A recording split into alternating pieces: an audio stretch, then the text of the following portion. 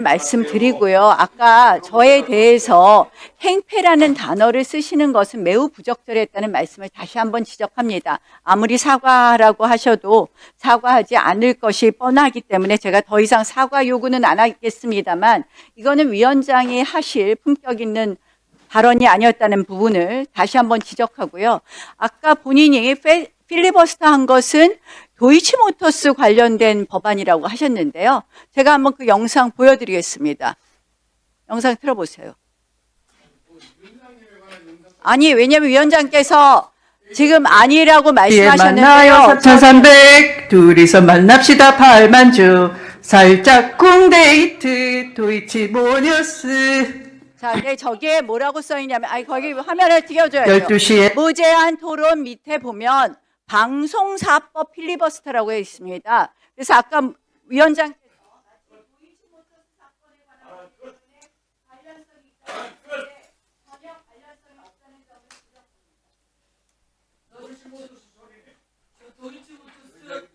한마디라도 해봤어. 국민의힘에서는 김건희 주가 조작이 한마디 말도 못하는. 네, 나경원 의원님 본 위원의 그 적극적인 국회 발언을 상기시켜 주셔서 감사드립니다. 앞으로도 계속 협조 부탁드리고요. 네, 추미애 위원장님이 김건희 도이치모터스 잡았군요. 그렇습니다. 네, 박은정 의원님 대체 토론 부탁드립니다. 네, 김건희의 도이치모터스 주가 조작 사건은 김건희 구속이 되었습니다. 굉장히 정확한 적절한 문제 제기였다고 생각하는데 나경원 의원님 사과하시는데 그 초선은 가만히 있어 그거 사과했습니까? 저는 사과 받아본 기억이 없어요. 그 사과를 안 하시고 이후에 계속 사과하시는 게 제가 이해가 안 됩니다. 본인을 돌아보셨으면 좋겠어요. 그리고 그 교육부 차관님, 네. 이 학교 CCTV 설치 관련해서 지금 보면은 법조항에 그 필수 설치 장소 에 교실이 들어가 있는 거, 이게 지금 교실은 제외하되 이런 표현은 있지만 사실상 교실이 필수 설치 장소라는 규정인 것 같습니다. 이 규정 자체가.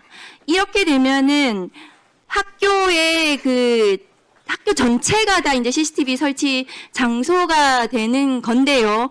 이게 지금 교실이 감시하는 교실, 감시받는 교실, 상시 촬영되는 교실, 이 논란에서 굉장히 논란이 될 것 같습니다. 이 법 자체가.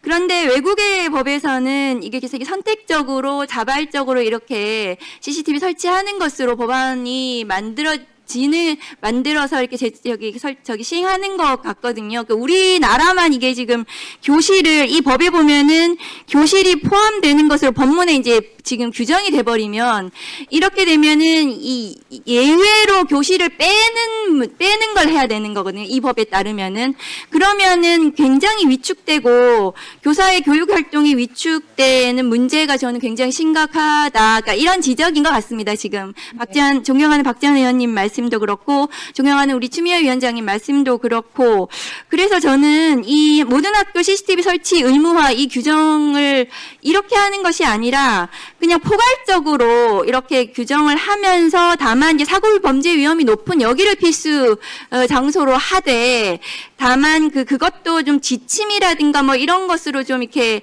빼는 이런 규정을 좀 하는 것은 어떻겠는가. 그래서 그런 부분에 있어서 이 CCTV를 설치를 하는 경우에 학생과 교사가 어떤 심리적인 부담을 가질 것인가, 교육 환경에 어떤 영향을 미칠 것인가에 대해서 물론 충분히 논의하고 검토하셨겠지만 조금 법사위 차원에서 의원님들께 조금 이렇게 설명이 될 수 있도록 좀 해주셨으면 좋겠다. 저희들이 심사할 때. 그러니까 이게 저희가 법사위가 나경원님은 계속 이 소위 안 열어서 뭐 문제다 말씀하시지만 법사위가 사실은 체계작구 저희가 상원이 아니거든요. 그래서 상임위에서 여야 합의로 통과된 법에 대해서는 체계작구 심사를 하는데 이 규정 자체가 교실이 마치 원칙적으로 들어가 있는 것처럼 규정이 되어 있습니다. 네, 그런 네. 부분에 있어서 저는 좀 계속 검토가 좀 필요하지 않나 이런 생각이 듭니다. 그럼 의원님, 네, 이렇게 자구를 하게 된 것은 이제 아주 예외적이지만 현재 교실에 CCTV가 설치되어 있는 곳이 있어서 저희가 최적의 대안을 만든 게 이렇게 됐는데요. 더 논의 해주시면 좋겠습니다. 만약에 출입구, 운동장, 외진곳 이렇게 그거를 뭉뚫어 넣는 건 괜찮은데 교실을 여기서 놓으면서 제외한다고는 돼 있지만 운영의 심의를 거친 경우에 포함하는 것으로 이렇게 돼버리면 교실이 원칙적으로 들어가 있는 것처럼 네. 법문에 그렇게 돼야 네, 이상입니다. 네, 수고하셨습니다. 네, 최혁진 위원님. 네, 차관님, 그 교육부 정신 차려야 됩니다. 지금 많은 국민들이 우리 교육이 기득권과 특권층에 유리하게 특히 윤석열 정부 때 굉장히 많이 왜곡되어 버렸다라고 불만이 많고 불안해하고 있습니다. 특히 지방에 있는 학부모들 같은 경우에 그 결과가 뭡니까? 기득권 특권층에 유리한 교육하니까 오늘 보시지 않습니까? 이런 국회의원들 나와가지고요 내란 일으키고 반성도 안 하고 이런 일이 벌어지는 겁니다. 교육부 똑바로 하세요. 아이들 똑바로 키워야 돼요. 아까 저는 또 이런 문제도 있습니다. 지금 이 초등교육법 관련해서 저 반대입니다. 왜 반대냐면 윤석열 정부 동안에 보니까 학교 안전과 관련된 예산도 많이 줄였고 학교 보안관 시스템도 많이 무너진 걸로 알고 있어요. 학교 안에서 학생들의 안전 문제에 대해서는 종합적인 대책을 가지고 포괄적으로 접근해야지 사건 하나 터지면은 CCTV나 달고 하는 이런 미온적인 대책에 대해서 전 동의할 수 없습니다. 그 말씀 드리니까 다시 한번 종합적인 검토해 주시고 학교 안전에 대한 근본적인 대책 세우시기 바랍니다. 제가 오늘 보니까 지방대학 관련 법안이 올라왔는데 내용을 봤어요. 네. 지역 균형 인재 육성 당연하죠. 인재를 근데 육성하면 뭐합니까? 취업할 데가 없는데. 저는 교육부가 전향적인 접근들을 해야 된다. 교육부끼리 앉아가지고 지방대학 방안, 지방대학 문제 심각하지 않습니까? 그죠? 네. 특히 국공립대학이야 통합시켜 나가면서 혁신하고 있지만 사립대학 어떻게 할 겁니까? 한 280개 되는데. 사립대학 그냥 내버려둬서 망하면 폐기 처리한다? 문제는 대학이 망하는 걸로 끝나지 않죠. 서남대학이 어떻게 됐습니까? 동네가 통째로 없어졌어요. 동네가. 남원이 폭망을 했어요. 대학이 망하는 게 대학으로 끝나지가 않아요. 근데 교육부는 대학만 보고 있는 것 같아요. 저는 PPT 하나 띄워주세요. 정부 부처들이 지금 다부처 합동으로 모여가지고 대안을 세웠으면 좋겠어요. 저 어디입니까? 하버드, 스탠포드, 전 세계에서 유명하다는 대학들 뭐 하고 있습니까? 대학 안에. 고령자 돌봄 아파트 만들고 있잖아요. 그죠? 시니어 세대 어떻게 케어할 거냐? 대학 안에 갖다 놓으면 대학에 있는 인프라로 케어할 수 있고 인재 육성하고 저런 데서 일하면 되지 않습니까? 예? 그럼 지방혁신도시에 지금 부지가 없어가지고 공공기관 이전 못한다는 데 있으면은 지방대학 안에 공공기관 설립하면 되잖아요. 뭔 부지가 없어요. 그거 여기 지금 복지부 나와 있는데 교육부, 복지부, 국토부 앉아가지고 2시간만 토의하면 대한민국 정부 못 만들지 않지 않습니까? 대학도로 혁신해서 어떤 점수 받으면 도와주겠다? 돈이 다 없는 대학들이 무슨 수로 혁신을 해요? 그건 너무 미온적인 대안이다. 그리고 방안이라고 나오는 게 결국 매번 반복되는 균형인재 육성하겠다. 백날 해보세요. 이렇게 해가지고 여기 가서 누가 학생들이 갑니까? 4년을 다녀도 취업도 안 되는데 저는 다음번에는 저런 종합적인 대책을 좀 교육부가 세우고 여러 부처 사람들 모아놓고 앉아가지고 어떻게 지방대학이 아니라 지역이 사느냐로 접근을 해야 돼요. 대학이 망하면 지역이 죽지 않습니까? 대학까지 망하면 지역에는 인재가 없어요. 그렇게 좀 접근해 주세요. 네, 의원님. 이번 개정안에 담긴 기본 정신도 지역을 중심으로 지역의 산업체와 대학이 협업하고 중앙정부는 지원하는 그런 정신을 담아서 지금 개정안을 마련한 겁니다. 네. 네, 조배숙 의원님. 네, 차관님. 네. 네, 차관님. 지금 보니까 의사일정 6항 7항 보니까 국립대학병원, 국립대학치과병원 소관부처가 이제 교육부에서 보건복지로 변경을 하면 앞으로 이제 예산이나 이런 부분은 이제 전부 다 그냥 복지부가 주관하는 건가요? 지금은 의료 서비스와 관련된 예산은 복지부에서 편성하고 저희 교육부에서는 기본적인 관리나 시설 예산 이런 거를 편성을 했는데요. 앞으로는 복지부로 일원화되게 됩니다. 전부 다 예산을 이제 네, 복지부에서 하게 된다는 것이죠. 네. 그러면 알겠습니다. 그리고 또 지금 이제 지방대학 육성 이 부분 있지 않습니까? 네. 이 부분을 보면 지방대학이 상당히 이 저출산 문제 때문에 학생들이 정원이 안 차요. 아시죠? 네. 예, 아시고. 그래서 이제 그 대안으로 외국인 유학생들을 받아들입니다. 예. 그러면은 대개 이제 중국에서 많이 오고요. 그다음 베트남 이제 이런 데서 오거든요. 네. 그래서 그 어학 연수로 1년 단위로도 오고요. 그런데 이제 실정이 어떻게 되냐면 그 와가지고 이게 취업을 이렇게 그러니까 이제 뭐 인근에 뭐 알바 형식으로 다 지금 취업을 해요. 예, 그래서 이게 지금 굉장히 이 부분을 좀 근본적으로 해결하지 않으면 안 되겠다. 예, 그래서 어찌 보면은 지역에서는 이 대학을 통해서 외국인 유학생이 와서 그렇지 않아도 인력이 부족한데 뭐 그 인력도 쓰는 뭐 또 이런 그 이거를 또 긍정적으로 보는 지역 주민들도 있긴 있어요. 근데 저는 이거는 이게 그 지방대학이 그 존립하는 어떤 근본적인 해결책은 아니라고 보거든요. 그렇지 않습니까? 그래서 국립대학은 이렇게 구조조정을 하고 통폐합을 하지만 이 사립대학은 그게 아니란 말이죠. 그러니까 이 부분에 대해서는 근본적인 그 대책을 세워야 된다 이런 생각을 합니다. 이런 생각을 하고 특히 이제 초등학교 같은 경우에 시골 같은 경우는 다문화 학생들이 더 많아요. 네. 그렇습니다. 예, 그래서 이것도 굉장히 심각한 문제고 그 경북 도청에서 보니까 그 이주 배경 학생 밀집 학교 지원 조례안도 만들려고 하고 있고요. 그것 때문에 또 이 내부적으로 갈등도 굉장히 많습니다. 예, 많아서 저는 이 교육부가 이런 저출산 부분 그리고 다문화 부분 이 부분에 대해서 좀 더 신경을 써야 된다 이렇게 생각을 합니다. 그리고 제가 또 느끼는 것인데 사실 이제 이 부분은 어저께 저희가 그 필리버스터를 하면서 이 의장이 자꾸 의제 안에 있는 내용을 하라고 얘기를 했는데 이 필리버스터는 그게 아닙니다. 의제 정말 제한 없이 할 수 있는 거거든요.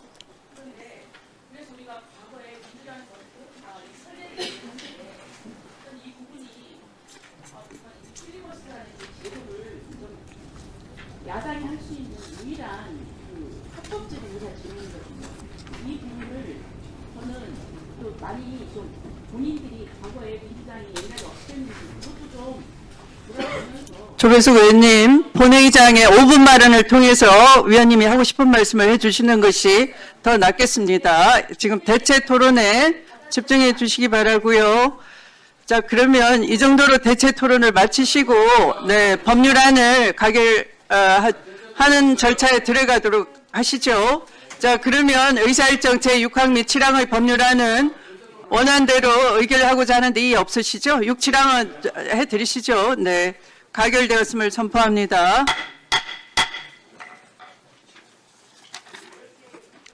다음으로 의사일정 제5항. 오늘 한 80건을 해야 되니까요. 협조해 주시기 바랍니다.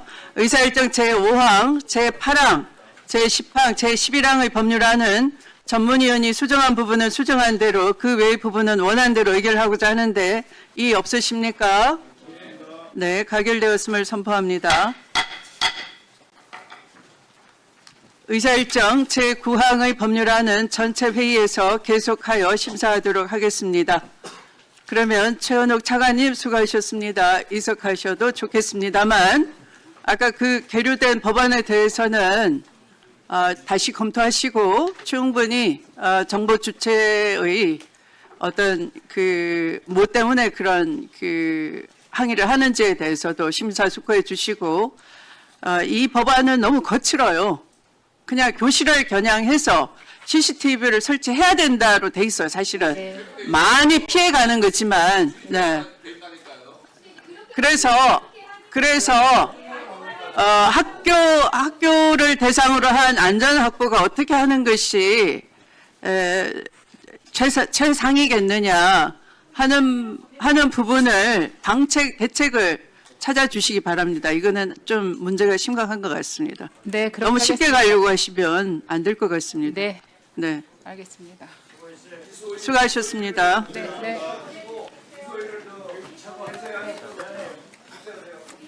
아닙니다. 네. 감사합니다. 자, 잠시 5분만 정회하도록 하겠습니다. 정회합니다.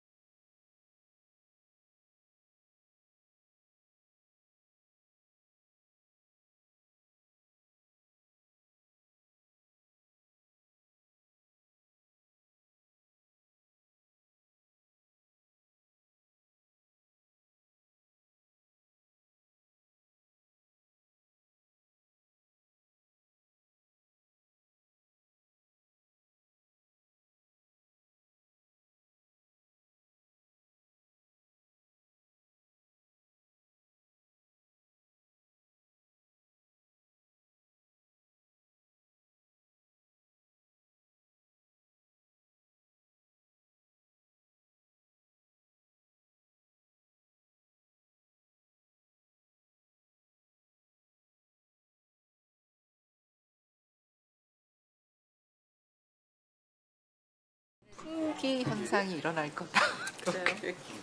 그러니까 약간 낮추면 생산 안 하면 또 의약품 품절을 또 민주당이 또 하나 될 거다.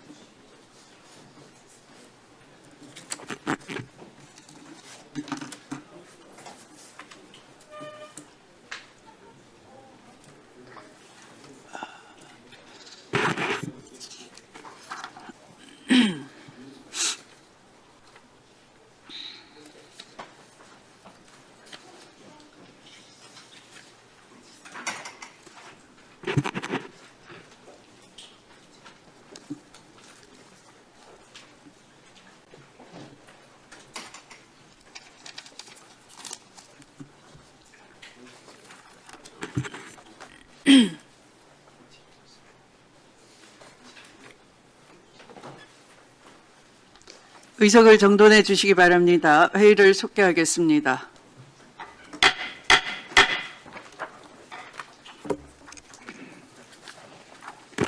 다음으로 보건복지위 소관의 의사일정 제12항부터 제15항까지의 법률안을 일괄하여 상정합니다.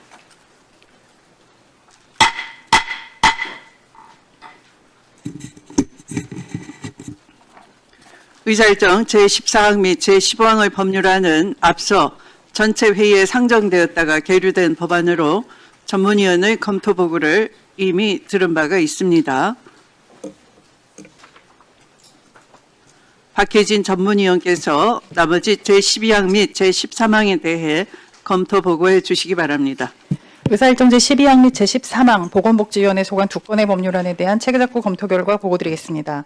의사일정 제12항 화장품법 일부 개정 법률안은 총리령으로 정하는 소분한 맞춤형 화장품만 판매하는 업소에는 조제관리사를 대신하여 관련 교육을 받은 종업원을 둘 수 있도록 하는 내용으로 경미한 작구 수정이 필요하다고 보았습니다. 의사일정 제13항 식품위생법 일부 개정 법률안은 식품의약품안전처장이 식품 제조업자 등에 대한 식품위생 교육을 위하여 동업자 조합, 식품산업협회 등을 위생교육기관으로 지정할 수 있도록 하고 조리사와 영양사에 대한 교육을 위해 영양사협회, 한국조리사협회 중앙회 등을 전문교육기관으로 지정하여 교육을 위탁할 수 있도록 하는 내용으로 경미한 작구 수정이 필요하다고 보았습니다. 이상으로 보고를 마치겠습니다. 네, 수고하셨습니다. 위원장님 수정사항이 있는데 먼저 좀 보고 드려도 될까요? 네, 조금만 기다려 주시기 바랍니다. 법률안 심사를 위해서 정은경 복지부 장관과 오유경 식품의약품안전처장께서 출석하셨습니다. 또한 의사일정 제15항과 관련하여 배준형 기획재정부 연금보건예산과장이 회의장에 배석해 있음을 말씀드립니다. 배준형 과장님 어디 계신가요? 네, 감사합니다. 이 안건들에 대해 우선 장관님 말씀 주시죠. 네, 법안에 대해서 수정사항이 있어서 보고를 드리겠습니다. 네. 먼저 의사일정 제14항 아동복지법 관련 수정사항을 보고 드리겠습니다. 법무부, 행정안전부, 법원행정처 의견을 고려하여 수정안을 다음과 같이 마련하여 이견 조정을 완료하였습니다. 안 제22조 제6항을 수정하여 의무였던 아동학대 사례판단위원회의 설치를 지자체가 임의로 결정할 수 있도록 하였습니다. 안 29조의 9 등을 수정하여 사례 분석의 대상이 되는 아동학대 의심 사망 사건을 재판이 확정되거나 종결된 사건으로 하도록 구체적으로 명시하였으며 자료의 기밀성을 고려하여 아동권리보장원에 대한 업무 위탁 및 자료 제공 규정을 삭제하고 사례 분석을 복지부가 직접 수행하도록 하였습니다. 안 제29조의 10을 수정하여 아동학대 의심 사망사건 분석 관련해서 면담, 자료 요청의 대상에서 법원과 그 직원을 삭제하였으며 면담과 자료 요청은 그 목적에 필요한 최소한의 범위에서 하도록 하였습니다. 안 제29조의 11을 수정하여 형사사법정보의 제공 요청을 그 목적에 필요한 최소한의 범위에서 하도록 명시하였습니다. 그 밖에 법률 개정 시점을 고려하여 아동학대 관련 범죄로 인한 취업제한 점검 확인 사무의 지방 이양 시행일을 2027년 1월 1일로 수정하였습니다. 이상 말씀드린 수정안을 대안으로 반영하여 통과되기를 희망합니다. 네. 또 한 가지가 있는데요. 네. 의사일정 제15항 필수 의료 강화 및 지역 간 의료 격차 해소를 위한 특별 법안 관련 수정 사항을 보고 드리겠습니다. 특별 회계의 세입에 부가가치세를 제외해야 한다는 기획재정부의 의견을 수용하여 관련 규정을 아래와 같이 수정하였습니다.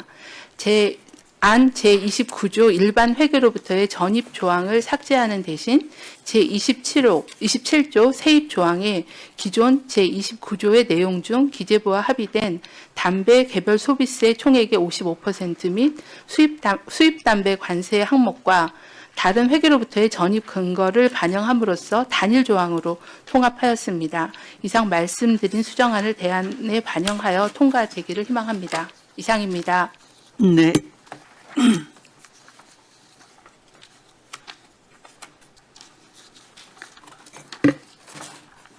자, 그러면 대체 토론하실 위원님 손 들어주시기 바랍니다. 네, 신동욱 의원님. 예, 장관님 고생 많으십니다. 오늘 법안 내용은 아닙니다만 최근에 국민연금이 정부와 통화스왑 연장 문제 조금 논란이 있었던 건 아시죠? 네네. 이제 조금 걱정스럽긴 합니다. 왜냐하면 국민연금을 외환 방어에 해도 되느냐라는 논란이 나온 이후에 이 연장 문제가 있어서 논란이 좀 됐는데 원래 이 취지가 뭔지는 아시죠? 이게 우리 연금에서 해외 자산 사들일 때 현물 시장에서 달러 사지 말고 우리가 가지고 있는 외화 가지고 사자 이게 원래 취지인데 이게 지금은 우려가 좀 반대가 된 것 같아요. 혹시 우리가 외환 시장이 우리 외환 보유고 어려워질 때 국민연금이 해외 자산 팔아가지고 우리 달러 좀 조달해라 이렇게 나올 가능성에 대해서 걱정을 굉장히 많이 하시고 이거에 대해서는 지금 어떤 판단을 가지고 계십니까? 현재 그 국민연금이 외화에 단기적인 대응을 하는데 동원되고 있다라는 데는 동의하지는 않고요. 저희가 이제 연례적으로 매년 연말이 되면 내년도 기금 운영을 할 때 환해지에 대한 부분이라거나 아니면 한국은행하고의 외화 스왑하는 부분에 대해서는 계속 검토를 하고 있거든요. 그러니까 그런 맥락으로 현재 실무적인 검토가 들어간 상황이고요. 이제 구체적인 내용은 기금운영위원회에서 혹시라도 환율 방어나 이런 부분에 국민연금이 동원되지 않는다라는 확실한 어떤 단서 조항 같은 게 있습니까? 그건 없죠. 그거는 원칙으로 독립적인 운영과 수익성 안정성을 기본으로 한다는 그런 기금 운영 원칙을 가지고 하기 때문에 그런 부분들에 대해서는 아니요, 그 얘기가 나오는 이유가 환율 문제가 불거졌을 때 왜 복지부 장관을 그 회의에 참석을 시켰느냐 이것 때문에 생긴 문제거든요. 그렇기 때문에 그런 의심을 사실 안 할 수가 없습니다.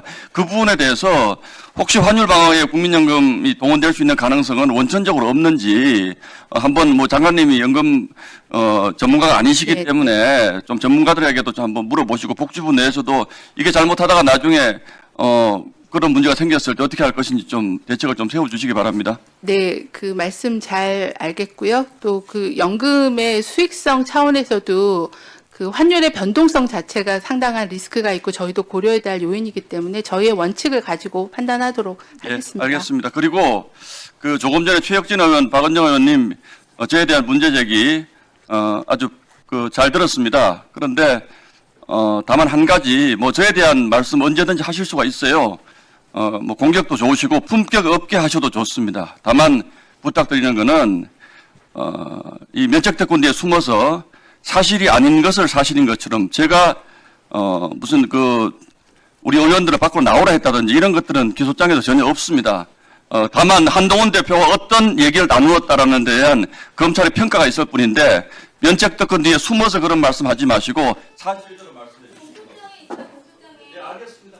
기소장이 없다니요. 기소장이라는 말은 없어요. 공소장이. 예, 그러니까. 저 대체 토론하실 위원님 계십니까? 네, 최혁진 위원님. 네, 면책권 뒤에 숨은 게 아니고 저는 여기 연합뉴스 중앙일보에 기사에 나온 거 그대로 읽어드린 거고요. 만약에 뭐 신동호 의원님 불만이시면은 해당 언론사를 고발하시면 됩니다. 저희가 왜 면책권 뒤에 숨겠습니까? 예. 보건복지부 장관님, 네. 오늘 보니까 필수 의료 강화 지원 지역 간 의료 격차 이 법안이 올라왔더라고요. 네. 사실 굉장히 좋은 거고 중요한 법안이긴 한데 이게 이제 실행이 과연 될 거냐에 대해서 걱정이 좀 있어요. 네. 기억하시겠지만 제가 속초의료원 아시죠? 네. 속초의료원이 의료원장 구하려고 그랬는데 계속 공모를 해도 의사들이 오지 않았고 네. 급기야는 연봉 4억 이상을 한다 그래서 공모해서 한 사람 채용했는데 한 명이 왔죠. 네. 예, 그랬던 전례가 있어서 이게 지금 특별법안 만드는 것만으로 과연 지역 내 필수 의료가 충족이 될 수 있겠는가? 네. 수도권에 이제 여러 가지 인프라 때문에 수도권을 안 떠나려고 하는 거잖아요. 심지어 지방의대 나온 친구들도 대부분 다 수도권에 가서 의료인으로 생활하는 걸 선호하고 있는 상황이고. 근데 이게 오전에 제가 지방혁신도시 관련 토론회를 갔더니 똑같은 상황인 거예요. 우리가 혁신도시 만들어진 지 20년 됐는데 네. 거기 온 자치단체장들이 다 뭐냐면 지역으로 안 온다는 거예요. 혼자 와서 주말 부부 하면서 가족은 전부 다. 그러니까 혁신도시 만든 기본적인 그 성과들이 반쪽밖에 안 나고 있다. 그 반쪽만 해도 대단한 거긴 하지만. 근데 이제 종사자들, 거기서 일하는 우리 공공기관에 일하시는 분들 입장이 다 똑같은데 교육문화, 의료복지, 주거인프라 이런 부분들이 취약하니까 소위 정주여건이라고 하는 것이 취약하니까 지방을 선택하기가 어렵다 이렇게 하는 거잖아요. 제가 아까 교육위원회의 교육부 차관님한테도 비슷한 얘기를 좀 했는데 좀 이런 문제들을 해결할 때 저는 부처 간 합동으로 이 특별법도 만들어지는 마당에 네. 예를 들면 어쨌든지 간에 혁신도시 같은 경우에 필수를 거점으로 좀 만들어서 네. 똑같은 거 아닙니까? 정주 여건이 일정하게는 조금 갖추어져 있지만 이왕에 관계부처하고 좀 협의하셔가지고 의료인들이 가서 이렇게 젊은 의사들이 가서 살더라도 안정적으로 생활할 수 있는 여건이 된 곳에 먼저 시범도시 같은 경우들을 한다라든가 그렇게 해서 주변 지역의 군단위 지역까지 의료 문제 지원 체계들을 구축을 하면 네. 문제를 해결할 수 있을 텐데 네. 저는 사실 장관이 뭐가 걱정이냐면 이거를 실행해 나가는 과정에서 결국 똑같은 문제에 봉착을 할까 봐 물론 단기적으로는 지역 의사들을 양성하겠지만 그거는 또 앞으로도 상당한 시간이 걸리지 않겠습니까? 이제 네. 뽑아서 의사가 될 때까지 10년은 걸릴 거니까 그 사이에는 어떻게 하겠습니까? 지역이. 그래서 저는 국토부가 지금 하고 있고 또 행안부나 지방자치단체들도 혁신도시 활성화를 위해서 이렇게 역할을 하고 있는데 네. 그런 데하고 같이 협력을 해서 정주 여건이 어느 정도 좀 강화되고 있는 더 강화해서 의료인들이 가서 살 수 있는 곳을 좀 거점화하고 교통망을 해소한다라든가 이렇게 접근하면 어떻겠느냐. 근데 이제 아직까지도 우리 부처들이 다 보면 부처 안에서 문제를 해결하려고 하지 관계부처의 협력을 통해서 문제를 해결하려고 하는 내용들이 좀 없어서 법안에도 그런 내용들이 상대적으로 많이 부실해서 질문을 해봅니다. 네, 답변 드려도 될까요? 네. 네. 네, 의원님 지적해 주신 그 지역 의료에 대한 강화가 굉장히 중요합니다. 그래서 이 법도 그런 필수 의료 플러스 지역 의료 격차 해소를 위한 법이고요. 이제 여기에는 진료권도 결정하고 또 뭔가 지역 단위의 협력 체계를 만들고 하는 그런 내용들이 들어가 있는데요. 이 법만으로는 어렵고 현재 같이 오늘 통과된 국립대병원법이 이제 국립대가 지역의 특화된 그런 거점 병원 역할을 하고 지역의사제 양성이 법을 이미 통과시켜 주셨기 때문에 그런 지역의사의 계약형 또는 그 양성하는 그런 지역의사 같은 인력 그리고 이 법에 포함된 특별회계 같이 회계, 재정, 거버넌스 이런 부분들이 복합적으로 작용을 해야 가능할 거라고 생각을 합니다. 그래서 그걸 말씀 주신 데 의료만 보지 않고 지역 전체의 정주 여건, 뭐 산업적인 그런 시너지까지도 볼 수 있도록 그렇게 노력하겠습니다. 네, 곽규택 위원님. 한 15항에 여쭤보겠습니다. 지금 이게 의무복무형 지역의사제는 전면 삭제하고 계약형 지역 필수의사 지원제도만 포함하는 그런 내용인 거죠? 이미 그 계약형과 복무형이 지역의사제법이라는 별도의 법으로 규정을 하고 있고요. 여기서는 그냥 전반적인 계약형 지역의사제 정도의 개념만 담겨 있는 상황입니다. 예. 조금 전에 말씀하신 것처럼 이 지역 간 의료 격차 해소이 굉장히 좀 중요한 문제고 사실 지방에 있는 대도시조차도 네. 서울에 있는 소위 말하는 빅5에서 진료를 받으려고 다 서울 와가지고 진료를 받으시려고 하거든요. 그런데 사실 지역에 있는 국립대 병원을 조금 더 키우고 발전시킨다면 그런 부분들 상당히 해소할 수 있을 것 같습니다. 네. 그런데 이번에 국립대학병원의 소관부처가 이제 교육부에서 복지부로 바뀌잖아요. 네. 근데 이에 대해서 지금 저희 지역구 안에도 국립대병원이 있어요. 네. 그런데 오히려 국립대 측에서는 교육부에서 보건복지부로 이 바뀌는 것에 대해서 아주 별로 안 좋아해요. 이게 왜 그러냐 했더니 보건복지부에서는 관리하고 감독하고 규제만 하려고 하지 네. 어떤 발전을 위한 그런 지원이나 청사진 같은 것은 없다. 그렇게 이야기를 하더라고요. 네. 그래서 지금 어차피 지역 간 의료 격차 해소를 위해서 노력하신다면 뭐 부산, 대구 또 지역에 있는 이런 국립대 병원을 다 좀 지역에 정말 명실상부한 거점 병원으로 키울 수 있는 네. 그런 좀 청사진을 네. 좀 마련해 주실 것을 부탁드립니다. 네, 의원님 말씀에 동의하고요. 저희도 이제 국립대병원이 교육부와 복지부로 나눠져 있고 교육 관련된 건 교육부가 지원하고 진료 가능된 것만 복지부가 하다 보니 이게 분산돼서 종합적인 지원이라는 게 좀 어려웠거든요. 그래서 이번에 통과시켜준 그 국립대병원 이관법에 따라서 복지부가 그걸 좀 총괄해서 의원님 말씀하신 종합적인 육성 계획을 만들도록 그렇게 하겠습니다. 예.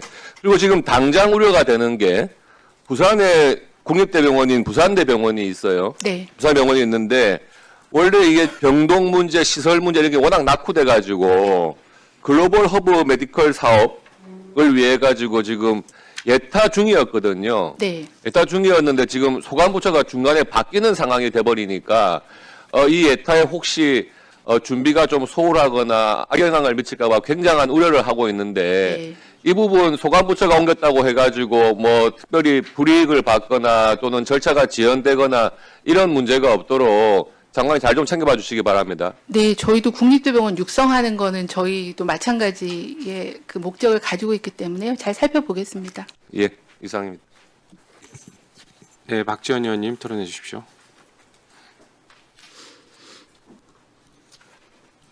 아까 장관님하고 개회 전에 말씀을 나누었습니다마는 지금 언론 보도 오늘 아침부터 나온 걸 보면은 단독 건강도시 1위가 경기도 과천입니다. 그리고 계속 보도된 바에 의하면은 2등은 강남구, 3등 사초구, 4등 송파구, 5등 성남 분당구 이렇게 나와 있는데요. 왜 그러냐 하는 기사 내용을 보면은 좋은 병원이 있는 곳이에요. 또 시설이 좋아서 운동하기가 좋다 하는 겁니다.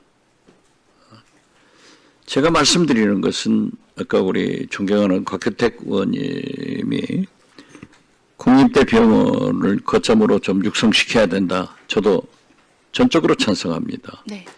왜냐하면 시골에서 사시는 분들이 시골 병원에서 안 되면 다 거점에 있는 국립대학 부속병원으로 가잖아요. 네.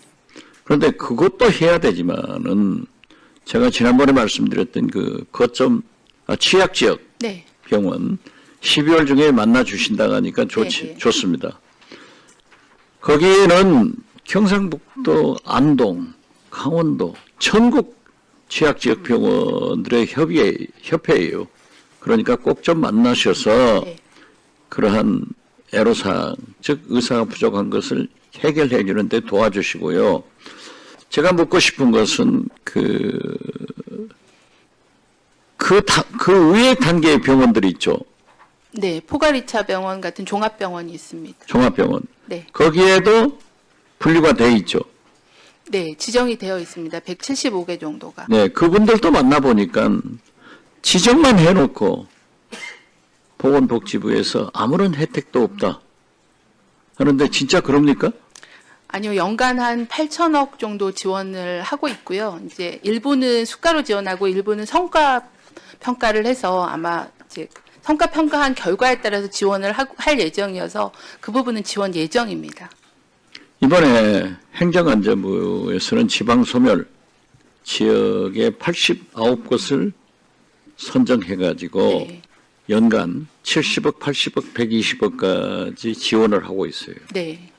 마찬가지로 보건복지부에서도 거점 국립대학이나 대형 병원을 지원하는 것도 중요하지만은 농어촌 이러한 의료 시설에 대해서 조금 더 관심 가지고 좀 지원을. 네, 오늘 네.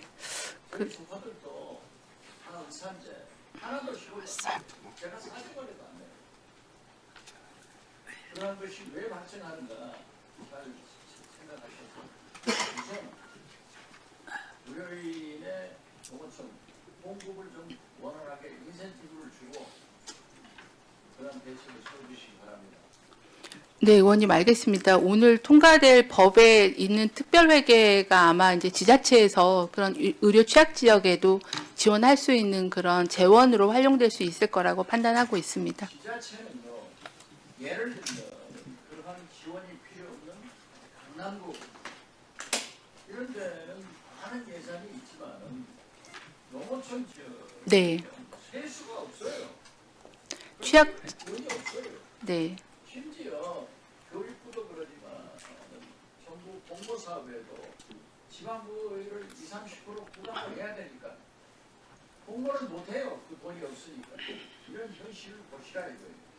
네, 의료 취약 지역이 아무래도 좀 더 우선적으로 배정될 걸 할 수 있도록 그렇게 하겠습니다. 네, 그러면 의결 절차에 들어가도록 하겠습니다. 의사일정 제12항 및 제13항의 법률안은 전문위원이 수정한 부분은 수정한 대로 그 외의 부분은 원한 대로 의결하고자 되겠네. 네. 그 외의 부분은 원한 대로 의결하고자 하는데 이의가 없으십니까? 네. 이의가 없으므로 가결되었음을 선포합니다.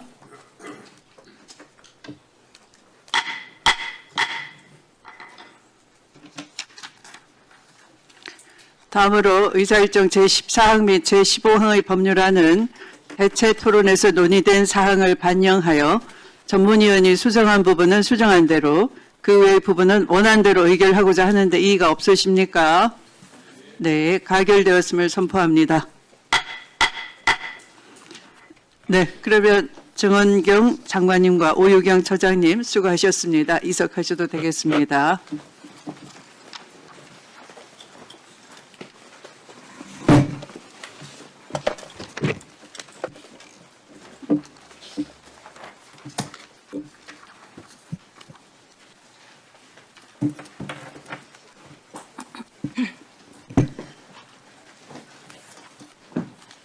다음으로 과학기술정보방송통신위원회 소관의 의사일정 제16항의 법률안을 상정합니다.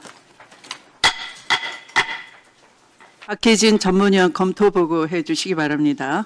의사일정 제16항 과학기술정보방송통신위원회 소관 법률안에 대한 체계작구 검토 결과 보고드리겠습니다. 인공지능 발전과 신뢰기반 조성 등에 관한 기본법 일부 개정 법률안은 인공지능 개발 활용 등을 위해 인공지능 기본계획에 포함될 사항을 추가하고 공공 데이터 등을 학습용 데이터로 활용하는 데 필요한 사항을 규정하며 국가인공지능위원회를 국가인공지능전략위원회로 확대 개편하는 한편 인공지능 산업 분야 창업 지원을 위한 벤처 모태 투자조합의 활용, 인공지능 연구소 설립 운영 등에 대한 근거를 마련하는 내용입니다.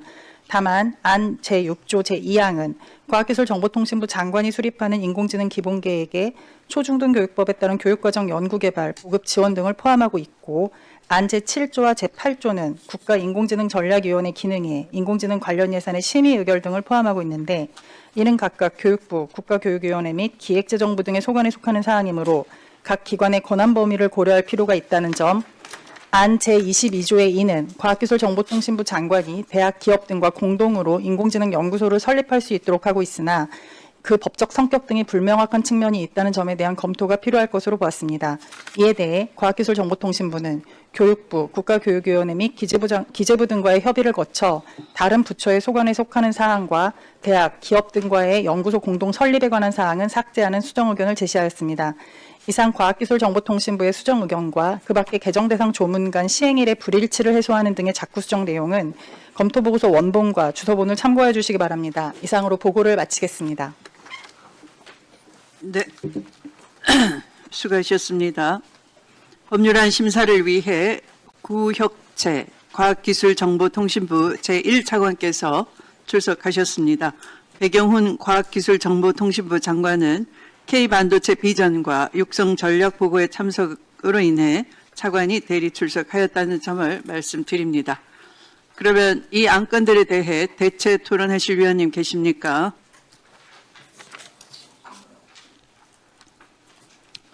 네, 최혁진 위원님. 차관님, 제가 과기부 법안이 올라올 때마다 아무래도 지금 국가전략사업이니까 AI 관련된 법들이 계속 올라오고 있는데, 물론 이제 내부적으로 고려는 하고 계실 거라고 보지만 저는 굉장히 중요한 이슈들이 아주 충분하게 고려되고 있지 못하다라고 생각하는 게 있어서 계속 질의를 드립니다. 일단 AI의 격차 문제, 디지털 격차에 이어서 AI 격차까지 상당히 많은 우려가 있지 않습니까? 실제로 계층상의 격차도 상당히 심화되고 있고 고령 세대 같은 경우에 키오스크 앞에서 절절매는 모습들, 키오스크 변동하는 문제 때문에 소상공인들이 비용 부담 때문에 또 어려워하는 그런 일들이 계속 반복해서 생기고 있는데요. 더 심하게는 저는 지역 간 격차가 좀 우려가 됩니다. 제가 지금 자료들을 계속 뽑아봤더니 지금 주요 테크 기업 36곳이 전부 다 서울, 성남, 판교에 집중이 되고 있어요. 국가 관련 R&D 예산 70% 이상이 다 수도권으로 가고 있어요. 자, 이렇게 되게 되면 이 상태로 제 생각에 한 4, 5년 지나고 나면 지금도 지금 지역 균형 발전 문제가 벼랑 끝에 섰다라고 하는데 지역의 소멸 문제가 이 AI 디지털 전환으로 인해서 그 속도가 더 빨라지고 지역은 밥 먹고 살 길이 없어지겠다는 생각이 듭니다.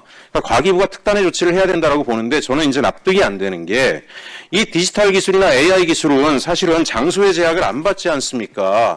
장소 제약이 없어서 강점이 있는 건데 아마 차관님 아시겠지만은 미국 대형 병원들이 하는 나이트호크 사업 알고 계시죠?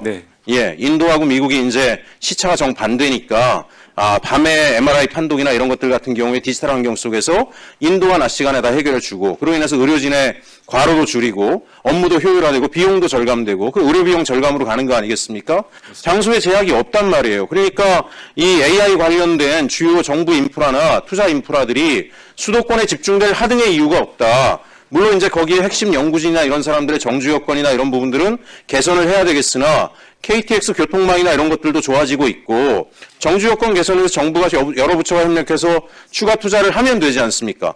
근데 지금 초기에 막대한 예산을 쏟아부을 때 수도권으로 다 과밀화시켜버리고 나면 그 다음에 옮기는 건 더 어렵잖아요. 그래서 저는 AI 관련된 정부가 전격적인 공공과 민간 투자를 통해 가지고 국가 전체적으로 전략산업으로 육성을 하려면 지방에 대한 투자 계획들이 좀 분명해야 된다라고 하는데 모호합니다. 아무리 기사를 찾아봐도 관련된 내용들이 잘 보이지 않고 예산이 들어가고 있긴 하지만 지역은 수도권에 비해 상대적으로 너무 적은 예산이어서 저걸로 과연 우리 지방정부들이 지역 산업단지들이 이 AI를 통한 전략산업화에서 적극적으로 중심 역할을 할 수 있겠느냐 저는 회의적이에요. 그래서 차관님 이런 법안들이 올라오는 게 중요한 게 아니라 그에 대한 또 다른 대한민국 전체의 균형 발전에 대한 과기부도 분명한 입장을 가져야지 이거는 뭐 행안부의 일이다, 국토부의 일이다 이렇게 떠넘길 일은 아니지 않겠습니까?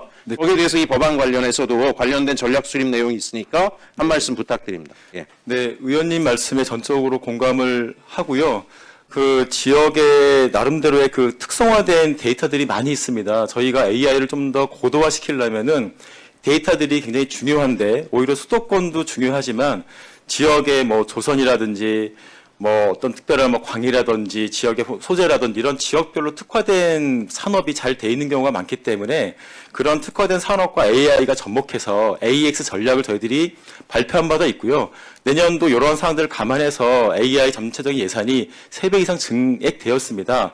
그런 부분들을 잘 감안해서 의원님 그런 우려 사항들을 좀 더 해소할 수 있도록 노력을 하겠습니다. 지역의 거점을 만드는 민간 기업이나 이런 데에 대해서는 더 강력한 투자를 통해서 네. 공개를 해야 된다고 생각을 합니다. 네. 그렇게 하지 않을 경우에 아무래도 수도권이 낮겠죠. 수도권에 집중이 될 테고 네. 그렇게 해서는 국가균형 발전이라는 것 자체가 안 될 거고 그건 굉장히 치명적이 될 거라고 생각하니까 가기부가 그런 부분들을 면밀하게 살펴주셔야 된다. 잘 챙겨보겠습니다. 네, 감사합니다. 네, 또 대체 토론하실 위원님 계십니까? 네, 송석준 위원님. 예, 차관님. 네. AI 컨트롤 타워를 국가 차원에서 이제 역할을 강화한다고 그랬어요. 어떤 식으로 하시려고 그러는 거예요? 현재 AI 인공지능위원회를 인공지능 전략위원회로 저희들이 개편을 하고요. 정부 조직법 상에서도 저희 그 과기정통부가 장관급에서 부총리 부처로 격상시켜 주셨기 때문에 그러한 틀을 가지고 저희들이 진행을 할 생각입니다. 자, 지난번에 아리랑 9호 발사했죠? 네, 그렇습니다. 그게 좀 과방위에서 어떻게 관여하고 있나요? 아리랑 9호 그 우주청 소관이긴 한데 예. 그런 사항들을 챙겨보고 있습니다. 챙겨보고 있어요? 네, 그렇습니다. 어떻게 거기서 얻는 정보를 어떻게 활용하고 이런 거에 대한 구체적인 방안은 마련된 게 없나요? 아마 우주청에서 소관하고 있어서 제가 구체적인 사항을 여기서 말씀드릴 수는 좀 어려운데요. 아마 따로 한번 말씀드릴 수 있도록 우주청에서 그렇게 하겠습니다. 제가 국토부에 2012년도 국토정보정책관 할 때 그때 그 R&D 예산을 따내서 국토부의 공간정보 산업 육성을 위해서 요즘 우리 통상 현안 중에 우리 고해상도 상세지도 미국 반출 그 구글 관련해서 그게 이슈가 되고 있죠. 네, 그렇습니다. 그게 다 관련된 거예요. 네. 그래서 어쩌면은 구글을 능가하는 한국의 공간정보 3D 지도를 비롯한 이런 어떤 그 한국의 우수한 또 인력과 또 어떤 그런 그 기술을 활용해서 세계 최고 수준의 공간정보 산업을 우리가 선도하자. 예. 그래서 어쩌면 구글 위성 체계에 우리가 많이 의존하고 해외 정보는 우리가 독자적인 정보 우리 수집법 이런 체계를 갖고 있지 않지 않습니까? 네. 그래서 좀 더 이제 이번에 30cm 해상도까지 할 수 있도록 돼 있죠. 네, 그렇게 알고 있습니다. 그런 거에 대해서 남의 일로 보면 안 된다는 거예요. 지금 여기서 컨트롤 타워라는 게 뭡니까? 부처 간에 서로 협업 체계가 제대로 구축이 돼서 서로 예산 중복을 낭비를 막고 제대로 그 성과물을 공유해서 국가적으로 가장 효율적으로 활용할 수 있어야 되잖아요. 네. 관련 산업을 키워야 되고 AI가 그런 거 아닙니까? AI가 굉장히 중요하다 하는데 이 바로 민간 기업 차원에서는 굉장히 종합적으로 굉장히 현실적인 노력을 많이 하는데 막상 정부 입장에서는 제 밥그릇 챙기기가 바빠갖고 서로 할거적인 그런 행태를 아직도 못 벗어나고 있다는 거예요. 말로는 뭐 전략으로 이름 바꾸면 뭐합니까? 그 부처 간에 서로 이런 이 칸막이를 없애서 정말 유기적으로 민간하고 소통을 잘하고 부처 간에도 거의 한 부처처럼 유관 부처 같이 움직여야 된다는 거예요. 그래서 지금 이 공간정보 의성을 띄워서 수집하면 뭐합니까? 수집한 걸 제대로 국가적으로 민간기업에서 활용할 수 있게끔 가공을 도와줘야죠. 네. 그래서 실효적인 지금 뭐 많은 위원회를 뭐 어떻게 한다 강화한다 그렇게 하지 마시고 솔직히 이제 부처 칸막이를 벗어나서 실질적인 전체적인 정부로 의한 컨트롤 타워를 제대로 만들라는 거예요. 네. 예, 그 위원님 그 공간정보 관련해서 AI 전략위원회에서도 관장을 하지만 우주 정책과 관련해서는 국가우주위원회라고 또 다른 틀이 있지 않겠습니까? 의원이 지적하신 그런 부분들이 있기 때문에 정부 내에서 여기서 구체적으로 말씀드리기는 어렵습니다만 국가우주위원회의 어떤 부처 간의 협력과 그런 기능을 좀 더 강화하려는 그런 검토를 하고 있습니다. 차후에 좀 말씀드릴 수 있도록 하겠습니다. 네.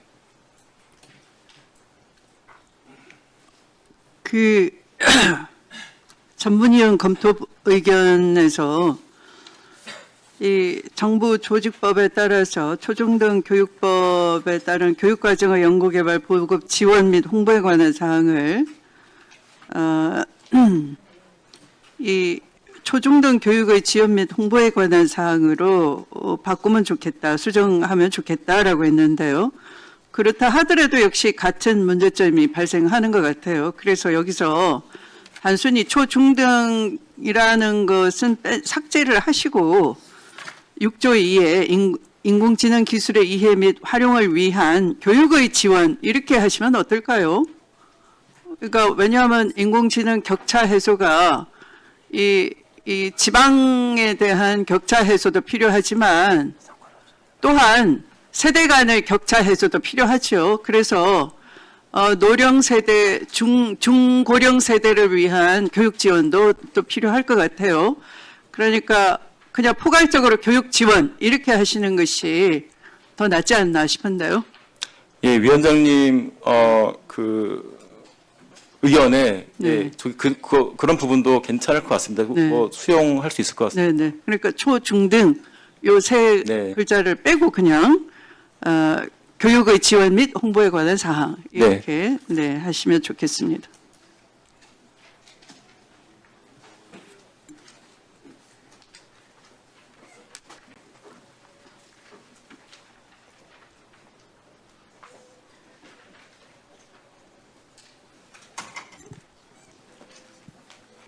동의하셨어요? 요거.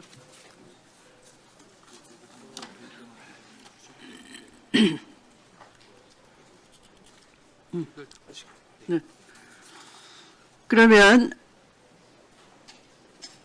제16항의 법률안은 대체 토론에서 논의된 사항을 반영하여 전문위원이 수정한 부분은 수정한 대로 그 외의 부분은 원한 대로 의결하고자 하는데 이의가 없으십니까? 네, 이의가 없으므로 가결되었음을 선포합니다. 구혁채 차관님 수고하셨습니다. 이석하셔도 되겠습니다. 네.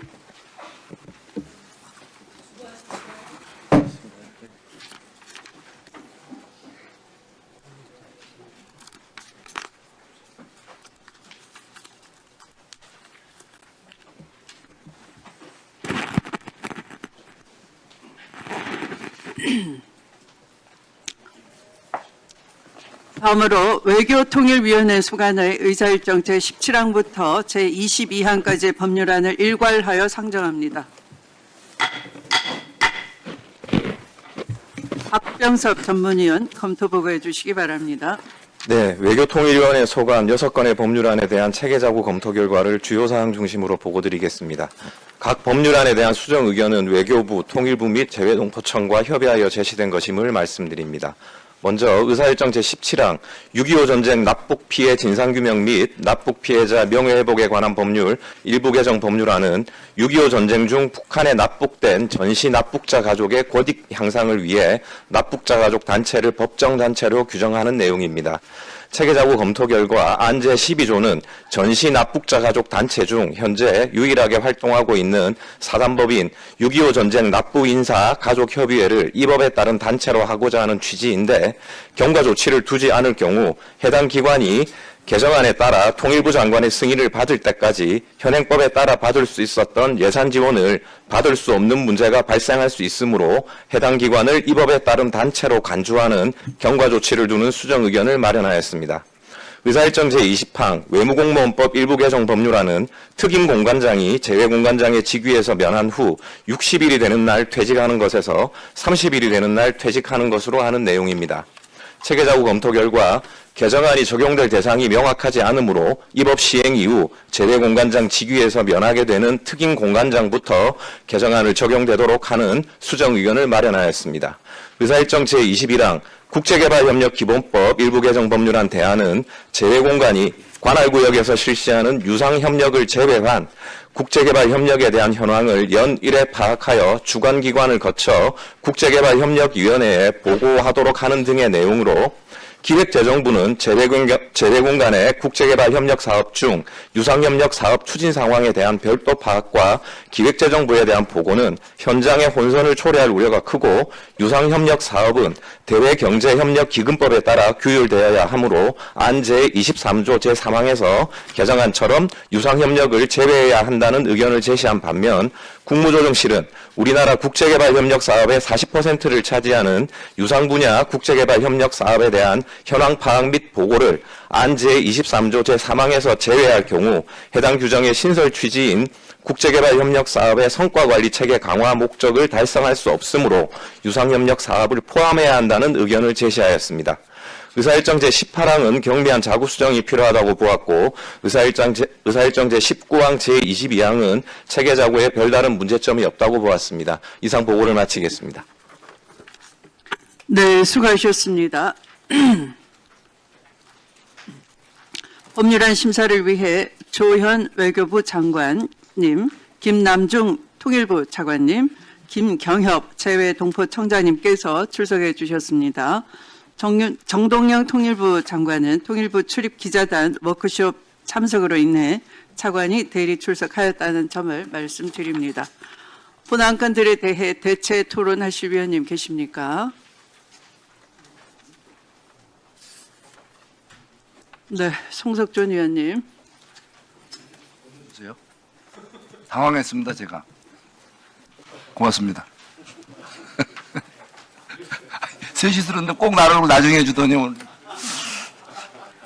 예. 예, 우리 조현 장관님. 예, 그 6.25 전쟁 납북 피해자 진상규명, 예, 납북 피해자 명예회복에 관한 법률 개정. 예. 그 지금 전시 납북자 가족 단체 현황은 좀 파악하고 계신가요? 네, 알고 있습니다. 예, 예, 한 몇 개나 있나요? 6.25 전시 납북자는 그 6.25 전쟁 납북 인사 가족 협의회 단체가 하나가 있습니다. 예. 그리고 지금 그 이후에도 이 납북됐거나 북한에 억류 중인 그런 우리 그 국민들이 많이 있지 않습니까? 네, 그 전후 납북자하고 예, 전후 있고 당시 전시가 있고. 네, 네. 전후 납북자 현황은 좀 파악하고 계신가요? 네, 알고 있습니다. 516명이 지금 예, 납북이 되어 있는 걸로. 굉장히 많은 거죠. 네. 근데 지난번에 이재명 대통령, 예, 우리 기자회견에서 우리 일국 언론인이 물어보니까 그걸 모르고 계셨어요. 굉장히 사실 국가 원수로서 국민들을 위한 국민의 대표로서 특히 이렇게 우리의 적대적인 관계에 있는 국가에 이렇게 억류되어 있는 국민에 대해서는 누구보다도 국가 원수가 가장 그런 소상이 뭐 이렇게 또 기본적인 인식은 해야 되는 거 아닙니까? 제대로 그 현실을 알고 계셔야 되는 거 아닙니까? 네, 그렇습니다. 그렇죠. 예. 근데 이게 참 너무 저도 당황했어요. 어떻게 저런 답변이 나올 수 있을까? 어쩌면은 저 국무위원으로서 우리 장관님의 어떤 제대로 이 대통령 보필이 제대로 안 되는 게 아니냐 이런 생각도 들거든요. 그분에 대해서 어떻게 생각하세요? 전후 납북자와 억류자 문제에 대해서는 정부가 최대한 성의를 가지고 추진해야 된다 이렇게 생각합니다. 그러면 가장 중요한 거잖아요. 지금 각국의 지금 뭐 우리 국제 전쟁 발발하는 게 다 그런 외국에 억류 중인 적군에 의해서 피랍되거나 어떤 여러 가지 사유로 외국에서 이렇게 불법적으로 억류되는 국민을 구하는 건 국가의 기본 기능이고 또 국가 원수의 의무예요. 그런데 실태 관계를 전혀 모르고 그거는 그렇게 모르면서 어떻게 이렇게 또 요새 오늘도 언론에서 이제 나왔죠. 예, 뭐 백경정 마약 수사. 예? 그런 거는 그냥 직접 그 수사단에 이 사람을 넣어라. 마치 그 대통령이 구체적 지시를 해서 알고 보니까 다 거짓말이에요. 이렇게 거짓말에는 쉽게 넘어가고, 예? 정작 알아야 될 건 모르고. 거기다가 오늘 또 뭐, 지난번에 재판 공소유지 중인 검사들, 정상적인 자기의 어떤 우리 법정에서 다투는 수단인데, 그거를 뭐 퇴정했다고 해서 그걸 감찰하고 수사하라. 그럼 구체적 지시를 하고. 또 뭐예요? 통일교 요새 관련된 문제가 생기니까 뭐 종교단체 해산하라? 이걸 국가원수로서 이런 거 됩니까? 대한민국은 종교의 자유가 있고 대한민국 오면은 자유민주주의 국가잖아요. 대통령이 알 건 모르고 이렇게 자꾸 쓸데없는 간섭하고 무리한 지시하고 이거 어떻게 생각하세요?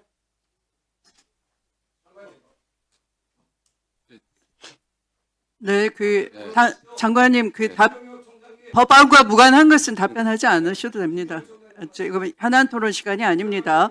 법률안에 대한 대체 토론 시간이니까 장관님 답변 안 하셔도 됩니다. 자, 최혁진 위원님.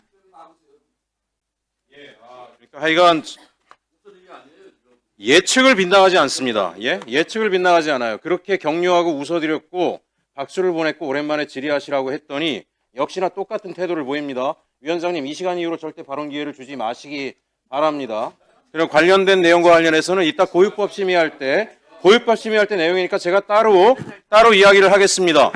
아니 세상에, 종교와 정치가 분리된 나라에서 종교가 특정 정당을 기반으로 정치에 개입하고 이권에 개입하려 했는데 그걸 당연히 수사를 하고 단죄를 해야지. 제가 늘 얘기하지만 자기들이 용가리 통폐라고 생각하면 안 됩니다. 민주공화국에 사는 분들이 국회의원이 뭔 얘기를 하세요? 말도 안 되는. 저는 오늘 법안과 관련된 질의하겠습니다. 저에서 방해하더라도 장관님 절대 신경 쓰지 마시고요. 제가 아까 기획재정부 법안 심의할 때 그 국제개발협력 사업 관련된 얘기를 강하게 기재부를 좀 질타를 했습니다. 이 내용인데요. 어떻게 국가에서 하는 ODA 사업이 무상협력과 유상협력이 따로따로 제각각 놀 수가 있습니까? 기재부가 여기에 대한 보고를 거부했다는 것에 저는 너무 놀랄 수밖에 없었고, 외교부 장관님 아시겠지만 주요 선진국 중에 ODA 사업하면서 유무상을 이렇게 명확하게 분리해서 이건 내 주머니니까 절대 공유할 수 없다, 이런 나라가 있습니까? 이렇게 해서 성과가 납니까? 하다못해 우리가 어느 나라의 제3국에 산업화를 지원한다 그래도 인재개발 육성이나 학교 지어지는 거는 무상이고 거기에 산업단지 만들 때 투자는 유상이잖아요.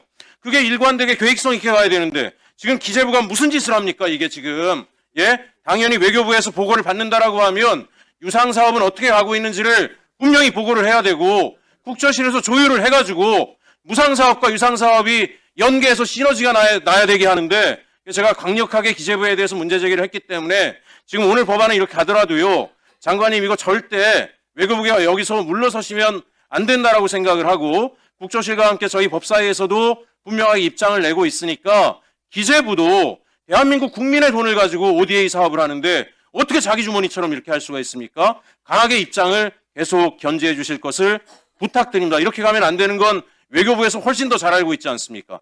노르웨이도 이렇게 안 하고 덴마크도 이렇게 안 하고 ODA로 정평이 나 있는 국가 중에 이런 식으로 하는 나라가 어디 있습니까? 이런 식으로 하는 나라가. 거기에 대해서 지금 장관님이 입장을 국무회의 할 때도 명확하게 전달해 주십시오. 대통령께도 말씀드려서 이렇게 기재부가 하면 안 된다라고 얘기를 해 주셔야 됩니다. 답변 부탁드립니다. 네, 유사한 체제를 가지고 있는 게 일본이었는데 일본이 유무상 통합을 했습니다. 그래서 저희도 장기적으로는 그런 방향으로 나가야 되지 않을까 생각합니다. 존경하는 최혁진 의원님 지적사항을 염두에 두고 앞으로 법안과는 무관하게 그렇게 노력해 나가겠습니다. 알겠습니다.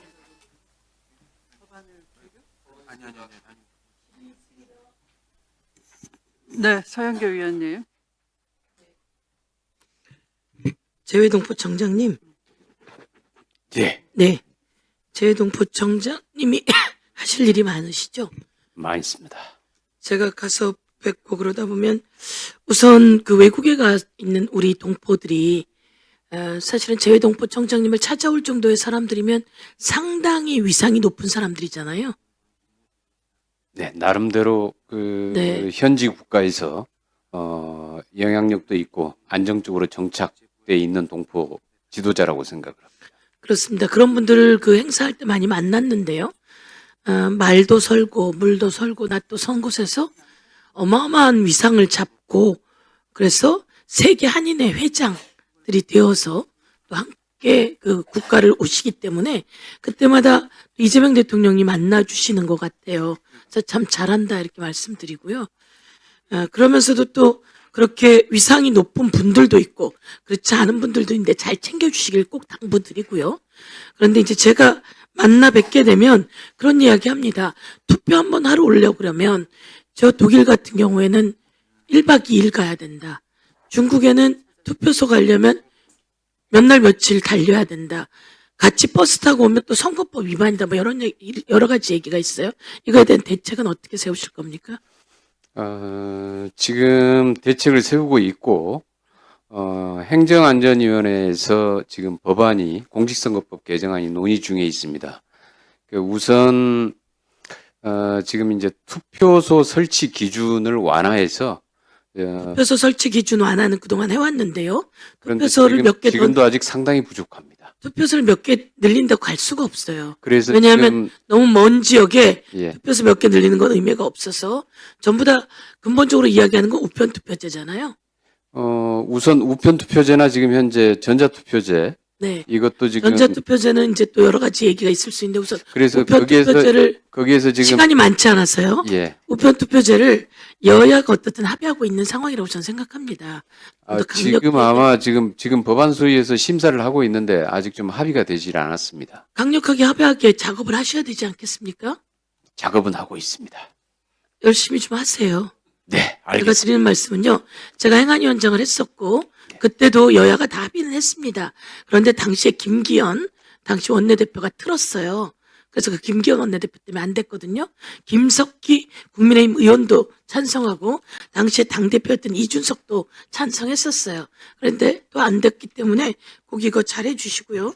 그 다음에 저기 유라시아 쪽에 우리나라 그 독립군의 자손들이 있습니다. 독립군의 자손들은 우리나라 국적을 취득할 수 있는데 그 배우자들이 국적을 취득하기가 어렵습니다.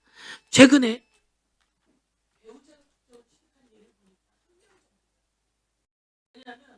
여기 와서 살아야 돼. 여기 와서 2년을 거주해야 돼. 그런데 터전은 거기 있는데 독립유공자의 우선은 오는데 어려워요. 그래서 그 기간을 저희가 짧게 해달라고 우유국 원내대표, 전원내대표가 줬더니 지금 한민족 그 관계기관에 일을 해주시면서 한마디 했어요. 근데 이제 법사의 거리를 저희가 통과시키고 제가 하기는 하는데 그런 독립유공자의 후손들 그러면서 중국에 있는 분들은 배우자가 많이 와서 이걸 했어요.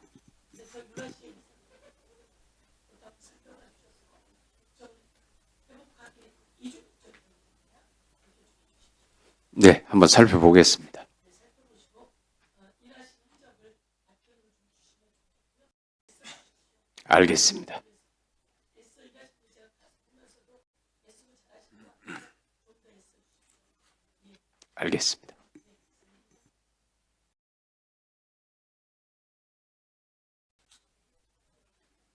잠깐만요.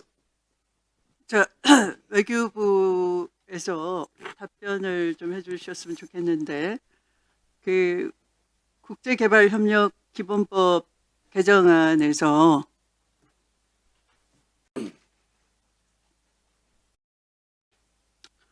이 유상협력 사업을 제외하고 위원회에 보고하도록 해놨네요.